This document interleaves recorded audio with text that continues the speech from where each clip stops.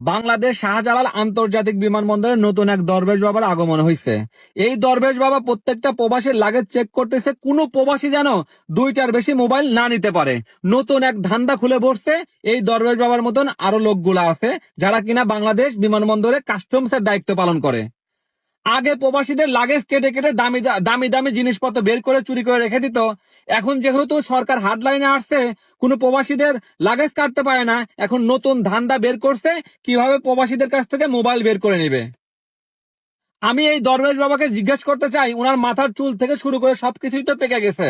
আমি জিজ্ঞেস করতে চাই, একজন একজন প্রবাসী এবং চোরাচালান কারবারি, তাদের কি পার্থক্য আপনি বুঝতে পারেন না? একজন প্রবাসী মাথার ঘাম পায়ে ফেলে যখন বাংলাদেশে যায়, তার নিজস্ব ইনকামের টাকা দিয়ে মোবাইল কিনে নিয়ে তার পরিবার পরিজনের কাছে যায়, আপনি এয়ারপোর্ট থেকে মোবাইলগুলো রেখে দিচ্ছেন। এইটা কোনো যৌক্তিকতা হইল? আপনার মোবাইল গুলা জব্দ করতেছেন। আমি একাই 3টা মোবাইল ব্যবহার করি। যখন আমি বাংলাদেশে যাব, তখন আমার মা, বাবা, ভাই, বোন, আত্মীয় স্বজন কেউ না কেউ তো বলবে যে, বাপ, যখন বিদেশ থেকে আসিস তখন আমার জন্য 2টা মোবাইল নিয়ে আসিস কিংবা একটা মোবাইল নিয়ে আসিস। আর আমরা যখন মোবাইল নিয়ে বাংলাদেশ বিমানবন্দরে যাব, তখন আপনার মোবাইল গুলা জব্দ করে রেখে দিবেন।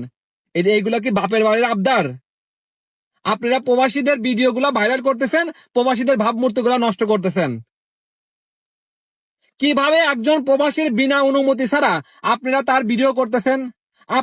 আপনারা কত তো অকাম করেন, কুকাম করেন। ওইগুলার ভিডিও করতে গেলে তো আপনারা হইচই লাগাই দেন যে বিমানবন্দরের ভিতরে কোনো ভিডিও করা যাবে না।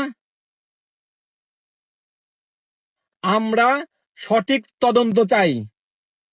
আমরা হয়রানি মুক্ত ভাবে বাংলাদেশে যেতে চাই। আমরা চাই একজন রিয়াল প্রবাসীর সাথে যেন চোরাচালান কারবারের না মিস করা হয়। আমরা কেন 2টার বেশি মোবাইল নিতে পারবো না? আমরা তো আর মোবাইল নিয়ে যা ব্যবসা করতেছি না।